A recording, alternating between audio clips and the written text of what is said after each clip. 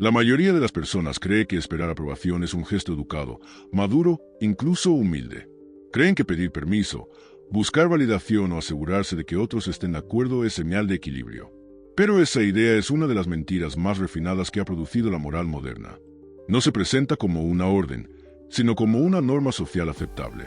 No se impone con violencia, sino con sonrisas. Y precisamente por eso es tan peligrosa. Esperar aprobación es entregar el eje de tu vida a algo externo.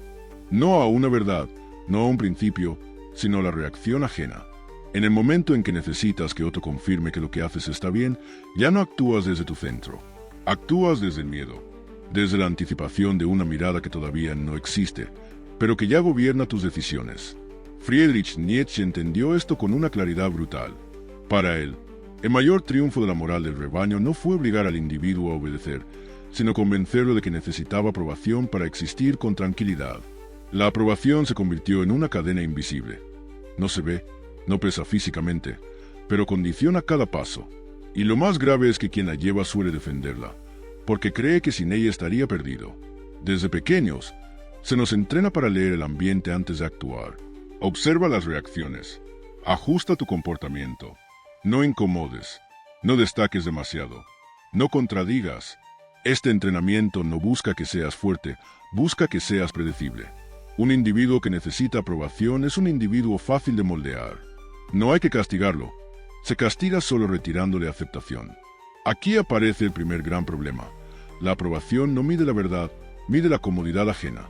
Lo que recibe aplausos no es lo más auténtico, sino lo menos perturbador. Por eso, cuando conviertes la aprobación en tu brújula, tu vida empieza a girar alrededor de evitar fricciones. Y una vida sin fricción es una vida sin dirección propia. Nietzsche despreciaba profundamente esta forma de existencia. No porque defendiera la provocación vacía, sino porque entendía que el individuo creador no puede depender de consensos. Crear implica romper. Decidir implica excluir. Elegir un camino implica decepcionar a quienes esperaban otra cosa de ti. Si tu paz depende de no decepcionar a nadie, entonces nunca harás nada que valga la pena. La cadena invisible de la aprobación funciona así. Primero dudas de tu impulso, luego lo filtras, después lo adaptas y finalmente lo traicionas. No de golpe, sino poco a poco. Cada renuncia parece pequeña, cada concesión parece razonable, pero el resultado final es siempre el mismo. Una vida vivida en función de expectativas ajenas. Lo más irónico es que esta dependencia suele disfrazarse de virtud. Se le llama empatía, educación, buena convivencia. Pero Nietzsche vio lo que hay detrás: miedo al aislamiento, miedo a quedarse solo con uno mismo. Porque cuando no hay aplauso externo, queda el silencio. Y el silencio exige una identidad sólida, algo que la mayoría no ha construido. Este es el verdadero motivo por el que esperar aprobación es tan adictivo. No es solo por los otros. Es porque evita el enfrentamiento interno. Mientras miras fuera, no tienes que mirarte dentro. Mientras esperas una señal externa, no tienes que decidir quién eres realmente. Aquí se establece la base de todo lo que viene después. La aprobación no es un complemento, es una estructura de control. No te ata con normas explícitas, te ata con expectativas. No te dice qué hacer, te dice que no deberías hacer si quieres seguir siendo aceptado. Y quien acepta ese trato, aunque nunca lo admita, ha elegido seguridad por encima de poder. Este primer nivel no habla todavía de rebeldía ni de grandeza. Habla de consciencia, de ver la cadena, porque nadie puede romper lo que no reconoce. Y mientras sigas creyendo que la aprobación es neutral, seguirás viviendo dentro de límites que no elegiste. Una vez que la aprobación se instala como necesidad, aparece su guardián más eficaz, el miedo al rechazo. No es un miedo espectacular ni violento. No se manifiesta como pánico, sino como incomodidad anticipada. Es la sensación de que, si dices lo que piensas, algo se romperá. De que, si actúas según tu impulso real, perderás un lugar, una relación, una imagen. Y ese miedo, cuando se vuelve constante, no te obliga a obedecer. Te convence de que es mejor no moverte. El rechazo es presentado como una amenaza absoluta. Desde temprano se nos enseña que quedar fuera es peligroso, que no encajar es un fracaso, que ser señalado equivale a estar equivocado. Así, el rechazo deja de ser una experiencia y se convierte en una advertencia permanente. No hace falta que ocurra, basta con imaginarlo. Y cuando un miedo puede controlarte sin necesidad de manifestarse, ya ha cumplido su función. Aquí es donde comienza la domesticación del individuo. No se le quita la fuerza a golpes, se le enseña a reprimirla. No se le prohíbe pensar distinto, se le hace sentir que pensar distinto tiene un precio emocional demasiado alto. El individuo aprende a suavizar su carácter, a limar sus bordes, a traducirse en un idioma aceptable. No porque alguien se lo ordene, sino porque quiere evitar la incomodidad del rechazo. Nietzsche entendió que esta es la forma más eficaz de control social. El miedo al castigo puede generar resistencia, pero el miedo al aislamiento genera conformidad. El castigo te enfrenta al poder. El rechazo te enfrenta a ti mismo. Te obliga a preguntarte si soportarías estar solo, si tu identidad existe incluso cuando nadie la valida. Y para la mayoría, la respuesta es no. Por eso el miedo al rechazo no solo frena acciones, frena procesos internos. La persona deja de explorar ideas que podrían alejarla del grupo. Deja de hacer preguntas incómodas. Deja de seguir impulsos que no encajan en lo esperado. Poco a poco, su mundo interno se va alineando con lo permitido. No porque sea verdadero, sino porque es seguro. Esta es la raíz de la mediocridad colectiva. No nace de la falta de talento, sino del exceso de prudencia emocional. El individuo prefiere ser aceptado a ser preciso, prefiere ser comprendido a ser honesto. Y así se forma una personalidad funcional, pero vacía. Correcta, pero sin fuerza. Adaptada, pero no viva. El rechazo, en este contexto, cumple un rol clave. Actúa como filtro inverso. En lugar de separar lo débil de lo fuerte, separa lo auténtico de lo domesticado. Quien no soporta el rechazo se entrena para evitarlo. Quien lo soporta descubre algo crucial: que el rechazo no destruye, revela. Revela que partes de ti dependían de otros para existir. Nietzsche no veía el rechazo como un problema, sino como una prueba. El individuo fuerte no busca ser rechazado, pero tampoco lo teme. Entiende que toda afirmación real genera resistencia, que toda forma propia incomoda a quien vive de formas prestadas, y que si nadie se opone a lo que haces, probablemente no estés haciendo nada que importe. Aquí aparece una idea incómoda pero necesaria. El rechazo es un síntoma de separación, y separarse es el primer paso hacia la individuación. Mientras todos te aceptan, sigues siendo intercambiable. Cuando algunos empiezan a rechazarte, comienzas a dejar de serlo. El rechazo marca el punto exacto donde dejas de ser parte del paisaje y empiezas a tener contorno. Pero el individuo domesticado huye de ese momento. Prefiere diluirse antes que destacarse. Prefiere pertenecer antes que afirmarse. Y así, sin darse cuenta, sacrifica su potencial más profundo, la posibilidad de convertirse en algo propio. La aprobación era la cadena. El miedo al rechazo es el mecanismo que la mantiene tensa. Mientras temas perder aceptación, seguirás regulando tu comportamiento. Mientras evites el rechazo, evitarás el conflicto. Y mientras evites el conflicto, nunca saldrás del perímetro que otros consideran aceptable. Cuando el miedo al rechazo se vuelve estructural, deja de vivirse como miedo y pasa a vivirse como moral. Ya no parece una reacción emocional, sino una postura ética. Aquí es donde entra en juego lo que Friedrich Nietzsche llamó la moral del rebaño, un sistema de valores construido no para elevar al individuo, sino para proteger a la mayoría de aquello que la incomoda. La moral del rebaño no nace de la fuerza, nace de la fragilidad compartida. No se organiza alrededor de la excelencia, sino alrededor de la necesidad de sentirse seguro. Por eso convierte en virtud todo aquello que reduce la diferencia. La humildad mal entendida, la obediencia, la moderación constante, el no sobresalir. No porque esas cualidades sean intrínsecamente valiosas, sino porque hacen a las personas más previsibles y manejables. En este punto, la aprobación deja de ser solo una necesidad individual y se convierte en una exigencia colectiva. El grupo no solo ofrece aceptación, también impone castigo simbólico a quien se desvía, no mediante violencia directa, sino mediante etiquetas morales. Al que afirma demasiado se le llama arrogante, al que avanza solo se le llama egoísta, al que no pide permiso se le llama peligroso. Así, la diferencia se patologiza y la mediocridad se normaliza. Nietzsche vio con claridad este mecanismo. Entendió que cuando la mayoría no puede alcanzar cierto nivel de fuerza, no intenta elevarse, redefine el valor. Lo que no puede hacer, lo declara inmoral. Lo que le exige esfuerzo, lo tacha de innecesario. Y lo que lo supera, lo reduce a sospecha. De este modo, la moral deja de ser una guía para la vida y se convierte en una herramienta de nivelación. Esperar aprobación dentro de este sistema no es inocente. Es aceptar que tu valor será medido por quienes no se atreven a ir más allá. Es permitir que tus decisiones pasen por el filtro de personas que viven cómodamente dentro de límites que nunca cuestionaron. Y lo más grave, es permitir que la cantidad sustituya la calidad, que la mayoría tenga más peso que la lucidez. La moral del rebaño funciona porque ofrece algo muy atractivo: pertenencia sin exigencia.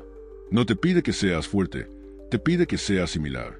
No te pide que crezcas, te pide que no incomodes. A cambio, te ofrece seguridad emocional, reconocimiento superficial y la tranquilidad de no estar solo. Pero el precio es alto, renuncias a tu singularidad. Aquí se produce una inversión peligrosa. El individuo que busca aprobación comienza a ver la diferencia como amenaza, no como posibilidad. Se autocensura antes de ser censurado. Se corrige antes de ser corregido. Y así, incluso cuando nadie lo observa, sigue actuando como si el rebaño estuviera presente. La moral externa se ha vuelto interna. Nietzsche no atacaba a la mayoría por desprecio, sino por diagnóstico.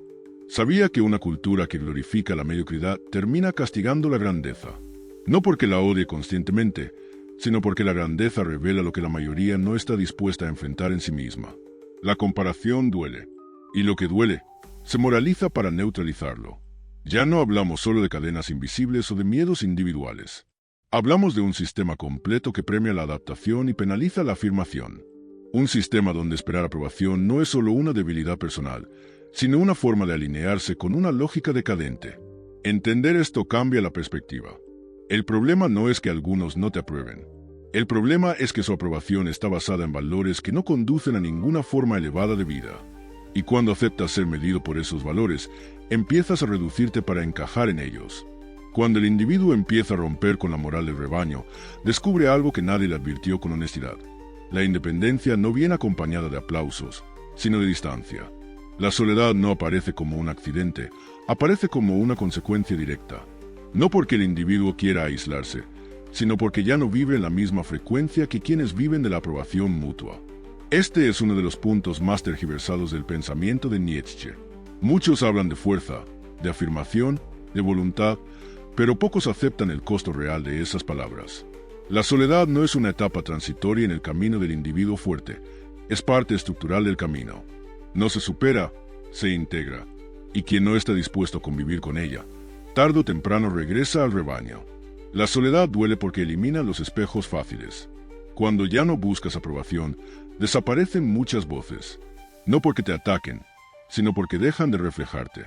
El individuo acostumbrado a validarse externamente siente este silencio como un vacío, pero en realidad no es un vacío, es un espacio. Un espacio que antes estaba ocupado por opiniones, expectativas y juicios ajenos. Aquí ocurre algo decisivo. Sin la constante referencia al otro, el individuo se ve obligado a enfrentarse a sí mismo. Ya no puede justificar sus decisiones diciendo que así se hace o así se espera. Ahora debe responder por cada elección. Y esa responsabilidad es pesada. No hay refugio moral, no hay consenso al que aferrarse. Solo queda la propia medida. Nietzsche no idealizaba la soledad como algo romántico o espiritual. La entendía como un terreno hostil, pero necesario. En la soledad se revela la verdadera consistencia del individuo. Muchos hablan de independencia mientras todo va bien. Pero cuando nadie aplaude, cuando nadie acompaña, cuando no hay testigos, es ahí donde se ve si la fuerza era real o prestada. Este es el punto donde muchos retroceden. No porque la soledad sea insoportable, sino porque revela una verdad incómoda. Gran parte de lo que llamaban identidad estaba sostenido por la mirada ajena. Al desaparecer esa mirada, aparece la inseguridad.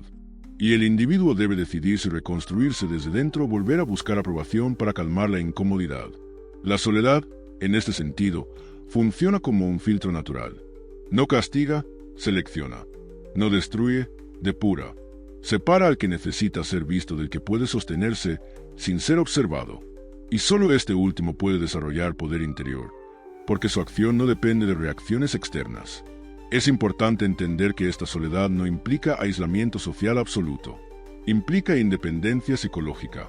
Puedes estar rodeado de personas y, aún así, no depender de su aprobación. Pero eso solo es posible cuando has pasado por el silencio, cuando has aprendido a no huir de él. Aquí se conecta todo lo anterior. La cadena de la aprobación se rompe, el miedo al rechazo pierde fuerza, la moral del rebaño deja de ser autoridad. ¿Qué queda? Un individuo que ya no se define por pertenecer, sino por afirmarse. Y esa afirmación, al principio, siempre es solitaria. Pero esta soledad no es estéril. Es el espacio donde se gestan los valores propios, donde el individuo deja de reaccionar y empieza a crear, donde la acción no busca encajar, sino expresarse. Nietzsche sabía que toda creación auténtica nace lejos del ruido, no porque desprecie a los demás, sino porque necesita silencio para tomar forma. Porque la soledad no es el destino último, es el umbral. El individuo que aprende a sostenerse sin aprobación está listo para algo más peligroso: dejar de necesitar cualquier validación externa y convertirse en su propia fuente de valor. Llegados a este punto, la pregunta ya no es por qué esperar aprobación es un error. Eso ha quedado claro. La pregunta real es qué ocurre cuando el individuo deja de necesitarla. Que se mueve internamente cuando la validación externa deja de ser el eje, cuando el aplauso ya no guía las decisiones y el rechazo deja de ser una amenaza. Aquí es donde el pensamiento de Friedrich Nietzsche alcanza su forma más radical, al mismo tiempo más peligrosa. Crear tu propio valor no significa ignorar al mundo ni vivir en oposición permanente a los demás. Significa algo mucho más profundo: dejar de medir tu vida con reglas que no nacieron de ti. Hasta ahora, cada tópico ha ido desmontando una capa de dependencia. Primero la aprobación como cadena, luego el miedo al rechazo, después la moral del rebaño, más tarde la soledad como prueba. Todo conduce inevitablemente a este punto. O te conviertes en tu propia medida, o vivirás atrapado en medidas ajenas. Nietzsche entendía que la verdadera esclavitud moderna no era física ni política, sino moral. El individuo cree ser libre porque puede elegir, pero no se da cuenta de que el marco de sus elecciones ya está definido por valores heredados. Valores que no cuestionó, que no creó, que solo aceptó para no quedar fuera. Crear tu propio valor es romper ese marco. Es preguntarte, sin testigos, qué consideras digno, qué consideras fuerte, qué consideras necesario, incluso si esas respuestas te separan de la mayoría. Este proceso no es cómodo. No viene acompañado de certezas inmediatas. Al contrario, al principio genera vértigo, porque cuando dejas de buscar aprobación, desaparecen las referencias externas. Ya no sabes si estás bien o estás mal según estándares comunes. Y ahí aparece la tentación de volver atrás, de regresar al consenso, de intercambiar poder por tranquilidad. Pero si atraviesas ese vértigo, ocurre algo decisivo. Empiezas a actuar desde coherencia interna, no desde expectativa social. Tus decisiones dejan de ser reacciones y se convierten en expresiones. Ya no haces cosas para ser visto, aceptado o comprendido. Las haces porque responden a una dirección que reconoces como propia. Y esa coherencia, aunque no busque respeto, termina generándolo. Aquí está la paradoja final. El respeto auténtico aparece cuando ya no lo necesitas. Mientras lo persigues, dependes de él. Cuando lo abandonas, te vuelves impredecible. Y lo impredecible no puede ser manipulado. El individuo que crea sus propios valores no puede ser premiado ni castigado con aprobación o rechazo, porque ya no juega ese juego. Nietzsche llamaba a esto una forma superior de afirmación de la vida. No una vida cómoda, no una vida aceptada, sino una vida intensa, con peso, con dirección. Una vida que no pide permiso para existir. El individuo que llega aquí no es amable por necesidad ni rebelde por postureo. Es soberano de sí mismo. Este es el gran cierre de todo el recorrido. Esperar aprobación es lo peor que puedes hacer porque te mantiene en un estado infantil, reactivo y dependiente. Dejar de esperarla no te convierte en alguien mejor a ojos de los demás, pero te convierte en alguien íntegro a tus propios ojos. Y eso cambia todo. Cuando ya no necesitas que te validen, tus silencios pesan más que tus explicaciones. Tus decisiones no buscan consenso. Tu presencia no pide espacio, lo ocupa.